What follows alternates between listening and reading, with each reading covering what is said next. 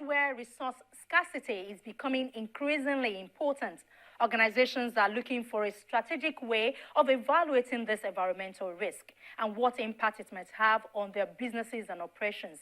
In short, managing this risk, like any other, is becoming critical in business terms. But what is natural capital and how do we or should we account for it? Well, that's our focus today on Earthfile. Welcome to the program. I'm Ayola Kasim. Simply put, there are 4 natural capital accounting categories. They are air, water, land, and biodiversity, and all are interdependent. These provide us with the crucial renewable and non-renewable resources and environmental services that benefit society as a whole. The Amazon forest is not measured by the wealth of timber that stands in it, but is measured by the cost that will arise to South America if it ceases to function as the world's largest water pump, which de facto the Amazon ecosystem is. Or if we start measuring mangroves and coastal wetland forests and the forests in general in terms of their carbon capture and storage capacity. Nobody ever thought about that when they talked about forests 20 years ago. Today we know that much of the carbon dioxide that has actually been captured and stored is captured through nature's services. And we also talk about supply chains. We talk about resource constraints. We talk about essentially running out of a lot of things, whether it's arable land or whether it's water, to try and sustain a population that in the next 30 years again will grow by another 2 to 3 billion people. How on earth will we feed ourselves? The idea that technology and science in the 21st century means that we are independent from nature has been fairly harshly contradicted by the fact that when you look at our atmosphere, at our biosphere, at our oceans in the world, you realize that in fact we are not independent from nature. On the contrary, with 250 years of unbridled mining of the planet, what we're actually confronted with at the beginning of the 21st century is rediscovering nature as the foundation for future development. Forest degradation, for example, all over the world, it's an issue that requires complementary legislation in different countries. It also has a trade-off effect on climate change policies as well, or climate change laws as well, because these trees that we cut down, they serve as carbon sinks, and then as long as we continue to engage in intensive deforestation, we are losing our natural capital.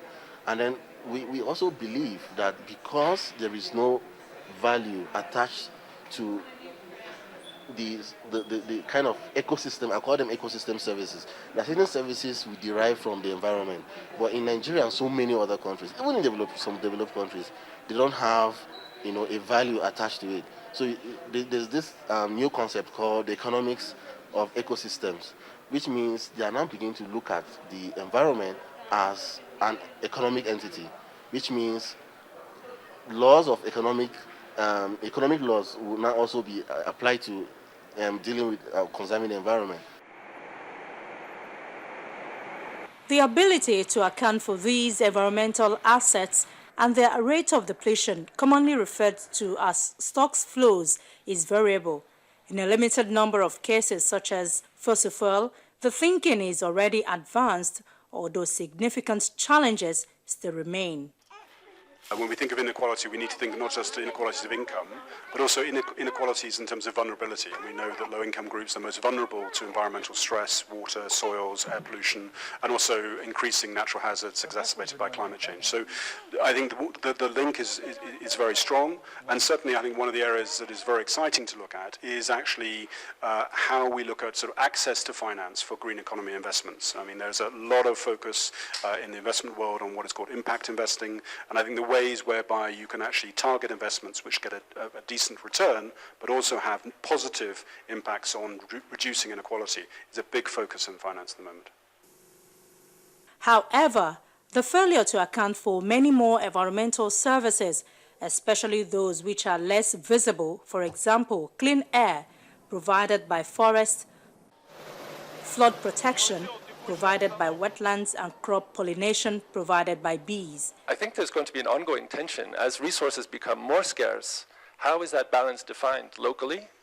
and then more broadly, I think, between nation states themselves, because ultimately we're on a planet, right? It has physical limits, and so this is the real question: how do we live together in more, can I say, more peacefully? You know, that's sort of a trite way of putting it, but I think we have to change our mindsets.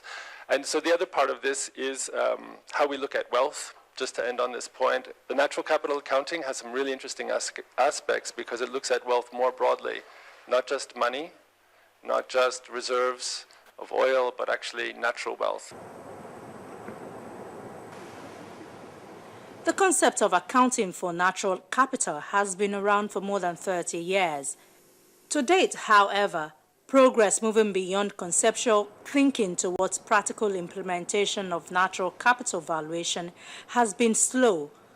Barriers to implementation include the lack of internationally agreed methodologies for ecosystem valuation, a lack of uptake of natural capital accounting by policymakers, especially finance ministers, capacity limitations in many developing countries, and the lack of leadership in moving beyond the gross domestic product. The biggest challenge is the historic assumption that there is no relationship between the financial system and sustainable development.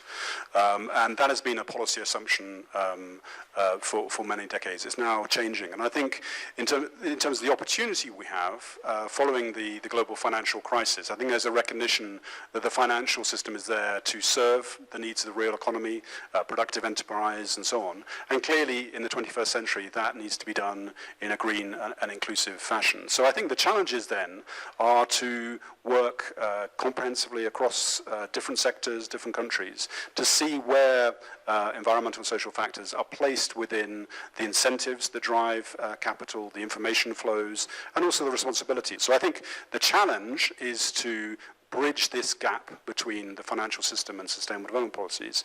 And the opportunity is now, because I think we're in a moment of time when there's a realization that the financial system needs to serve the long-term needs of the real economy. Ethiopia sees climate change both as an opportunity and as an obligation. And we see REDD as important, as equally important as other sectors, because we see that there are benefits as well as co-benefits. The benefits are by involving into the REDD activity, afforestation, forestation insurance plan, we increase our soil fertility, and of course we can really increase our GDP contribution. And at the same time, with regard to the co-benefits, by just clearing the atmosphere or by sequestering the greenhouse gas from the atmosphere, we increase air quality, we increase water quality, and so on and so forth. So we are involving in the REDD activity saying for ourselves. It's not like, of course, the international negotiation has to put a cap on the emission level of the developed countries. That's going on.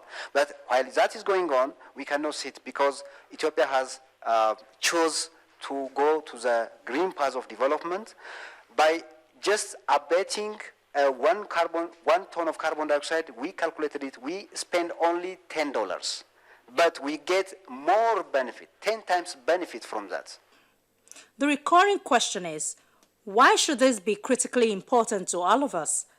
The reality is that understanding overall stocks of natural capital and monitoring stock changes is vital at a national level. There is a natural alignment to these, and I think one of the solutions over this period is for naturally long investors to really get their mind around whether they can play a role in this transition to a green economy, be investing in things that are essentially longer term and make the transition for us. It's not the only thing we could do. We could tackle short-termism in a number of ways. We can tackle transparency, which is another important issue. I frequently ask people, are you a member of a pension fund, or do you have a bank account? They say yes. I say, do you know where your pension fund or your bank uses the money that you deposit with it? And they say no. That's not the case everywhere, but in general, I would really like to see one of the things that we could fix would be a lot more consumer and actual demand to understand in transparency what is being financed, to what purpose, and with what outcome by the money that I actually invest in the system. This understanding informs policy interventions and highlights whether countries are really creating new wealth and well-being or simply converting one form of capital into another. Until now, corporate accounting and business models have failed to account for the natural resources that form crucial part of each company's supply chain, with these factors being considered infinite and free. However, the depletion of natural capital poses a major strategic risk with the potential to impact financial performance through loss of revenue, reduced profitability, and constrained cash flow. Natural capital depletion is set to become a major challenge for businesses in the 21st century as population growth and climate change exacerbate the demands on the Earth's resources. The way ecosystems work is that you cannot indefinitely just put more carbon into the forest or into the oceans, for that matter, which are already becoming acidic because of increased carbon uptake. There are tipping points in ecosystems. So we have to limit and put a cap on, or a price, as it was earlier said, on carbon, so that we use the forest carbon not as an offset for business as usual, but eventually, as in the case of Ethiopia, it has to become a larger sink. We have to become carbon negative, and forests are part of that solution. Given the severity of the risk, environmentalists are advising that natural capital should be addressed at the board level and valued and managed in the same way as financial capital. Environmentalists are also warning that businesses cannot continue to take natural assets for granted, and an urgent change in mindset is needed. Businesses risk facing water shortages and scarcity of raw materials, which will disrupt the supply chain and make them vulnerable to price volatility. Businesses are now being urged to consider their dependencies and impacts on critical natural resources ecosystems with a view to managing or mitigating these impacts. How do we frame economic performance? Does it include sustainability? And this is at the root of the green economy, because the green economy asks a very simple question. Is the economy producing value, jobs, income, wealth at the same time? Is it increasing overall wealth, or is it eroding wealth? Is it creating liabilities? Is it creating risks? Is it creating streams of, how can I put it, toxic waste that then need to be cleaned up, that erode our very basis of prosperity? So that's the fundamental question around green economy, and I think that's our point of departure today. Look at our economy, look at our individual economies. Are they producing jobs, wealth, income, or are they also producing liabilities? Contaminated water, contaminated air, contaminated land. And these are very real questions. Understanding this analysis is of particular relevance to multinational companies with extensive supply chains in emerging markets, especially in regions already facing shortages, air pollution issues, and the like. Environmental impact hotspots often lie outside of a company's direct operations, falling under the control of suppliers or further down the value chain. You know, issues about the environment is always, in Nigeria, is always two sides. When you speak about the environment, the first thing somebody talks to you about is the oil companies, because they are seen as the people who contribute worse to damage to our environment. But that is really not true. But from the perspective of oil spills, yes, that may be true for what we physically see at the Niger Delta. But also don't forget that environmental issues or environmental degradation issues is not limited to oil spill and the Niger Delta. In the north is deforestation and desertification. People are not talking much about some of these things. You know, even in the southwest, like in Lagos State, there's increasing flooding and some of the drainage being blocked, and then, you know, these are also environmental issues. But coming to your question, the links between natural capital, for example, now, and operators in the oil and gas industry, yes, there is no way they won't be involved. They just have to understand why some of us are trying to push this in Nigeria. We need to protect our environment. If our natural capital, including forest, our land resources, our soil, our fishes in the rivers, they all need to be protected. And if their operations, as a result, is causing environmental externalities, then we should be able to sit down at the same table and discuss it. Laws are not meant to punish people. They are just meant to make people to do things the right way. There is a NOSDRA amendment bill that is also being sponsored by Senator Bukola Saraki. This has been in the National Assembly for close to 2 years now. We've not been able to go beyond second reading stage, and also because of lobbyists are coming. A lot of people are trying to see this natural capital initiative is going to tie into the Nozzle Amendment Bill as well in some extent, because as long as we want to preserve and conserve our environment in the Niger Delta area, then the Nozzle Amendment Bill becomes relevant. It also has wide and far-reaching implications to other parts of Nigeria as well. For most companies, aside from agriculture and a few other primary industries like forestry and extractive type industries, the natural capital under direct company control is typically a tiny fraction of that under their indirect influence. The impacts